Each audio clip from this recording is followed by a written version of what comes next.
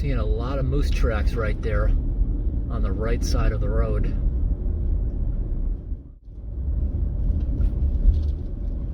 Real mucky area.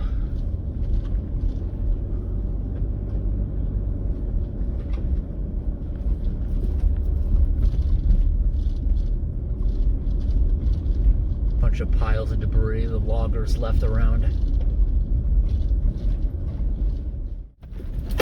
I gotta say, I took this road 2 days ago. It was really slippery with all the mud. It's dried out nicely.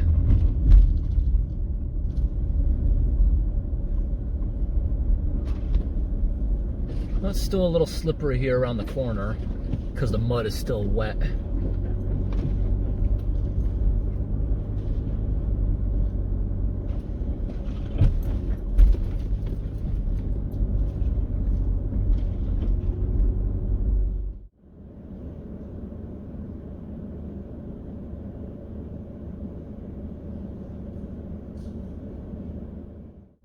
Ooh, take a look at this.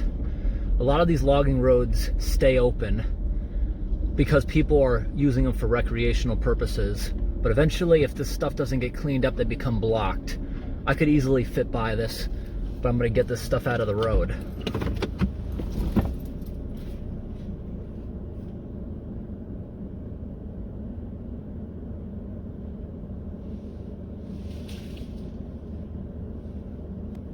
I didn't think I was gonna be able to do that. I actually thought I was gonna have to get the chainsaw. Yeah, you see the other people's tire marks? They had to go around it. Now it's out of the way. Yep, here's another one. You can see people are driving way around it. Also looks small. I don't think I need the chainsaw for this one either.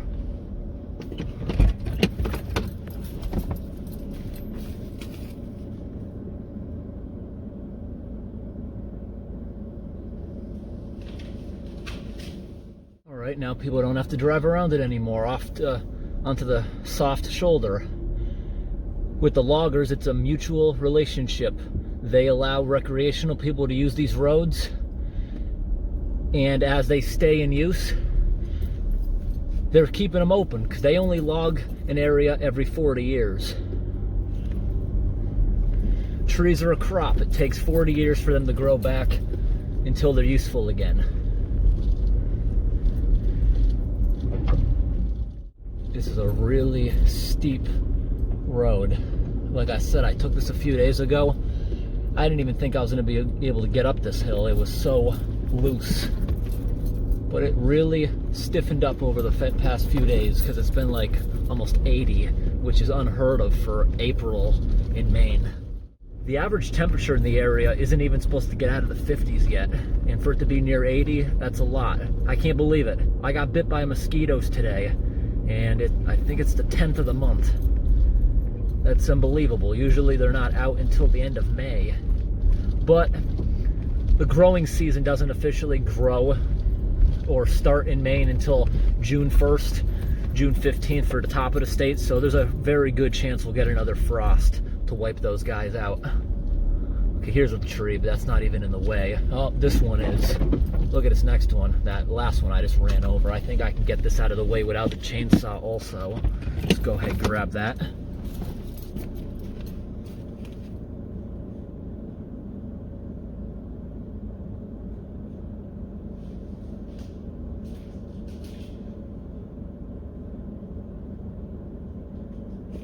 Nope.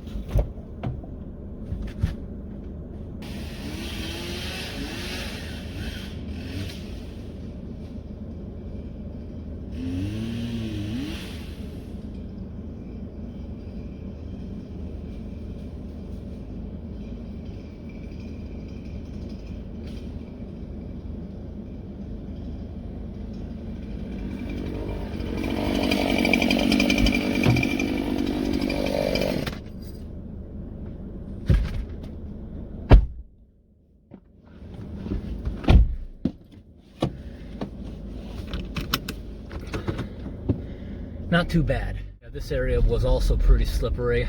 Right now, for parts of this, if I take my hand off the wheel, the car actually follows these deep ruts. Yeah, right here you can see a ton of erosion where it's been trickling. This part of the road is much better. They must have really done a lot of engineering with the road. What that means is the more packed it is, the harder it is for the forest to grow back. Like down there was little trees scraping underneath the vehicle. Not right here. This area looks a lot sandier, more rocky, hard for the forest to grow back. Yeah, I can feel it. I'm losing traction a little bit, but it's nothing like the other day. There might be a good sunset today. The sun is really bright. Looks like there's only one other set of tracks.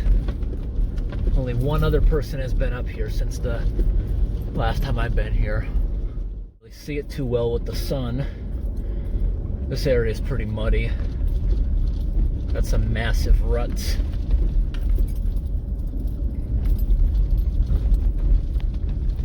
Yep, it's dragging me into the ruts.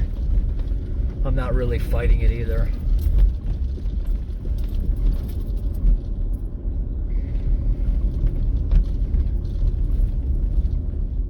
Now we're back onto the active road, and it's in great condition.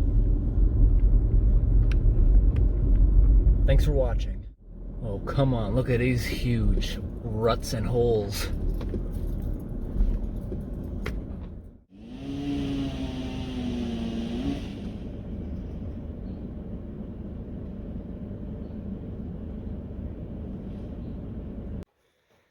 Hey everyone, today I'm going to be transplanting a bunch of trees from this overgrown yard. As you can see, this used to be a nice area that would have been mowed, but it's probably been 7 years based on the height of these new trees. It's now the beginning of April. In a few weeks, these will start sprouting leaves. This is the best time to transplant them so they won't be shocked. Some of the bigger trees, I'm going to dig up around them with a shovel, get a big ball of dirt. The smaller ones, I'm simply just going to rip out of the ground. In my experience, if you rip them out of the ground, even without the dirt, as long as you get a ton of the roots, they will do fine because they're still in hibernation technically. Now, pine, on the other hand, that's kind of iffy. Most of the time, they'll do fine if you just rip them out like that, but they have a much higher risk of dying.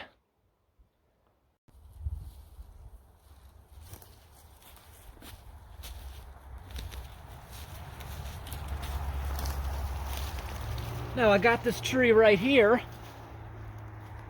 which the probably top of it is 10 feet tall. That one, I took a big ball of roots because there's no way I would have ripped that out of the ground with my own power. And when they get pretty big like that, even if you were to rip it out, you'd probably break too many of the roots. Now it's time to transplant this 10-foot tree.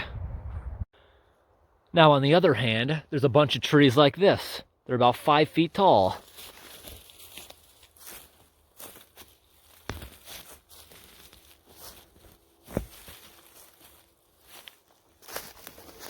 Now you see I got the main stalk of the root. Not too much of it got broken off. In my experience, there's like a 99% chance this thing will live since it's still in hibernation. And it doesn't leave a hole in the ground that I gotta fill. Right there is a giant tree that was lost about a month ago due to carpenter ants. So we're going to plant this one right here, that 10-foot tree. It'll do nicely when it gets big. Pine is most susceptible to carpenter ants. I've never seen one fall down.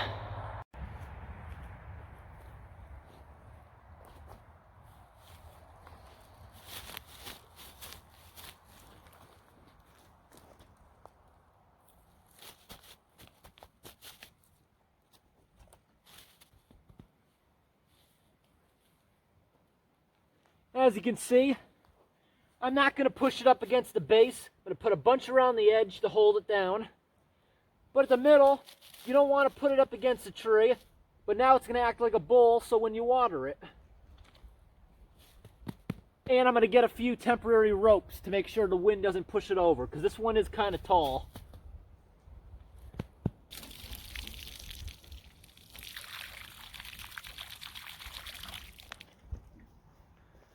chances are with the pressile climate, it rains so much I probably won't even have to water it again. Take a look at this really nice, dark, rich soil. Only 100 feet away, look how different the soil quality is. I think that stuff I just showed you that's dark is fill that was brought here.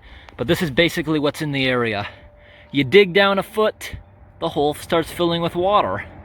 At least now that it's spring, if you have a situation like this, I do not recommend you plant a tree near your house. A tree will do just fine, assuming it's a type that likes a lot of water, but this ground is not going to hold up in a windstorm. It will uproot when it's huge.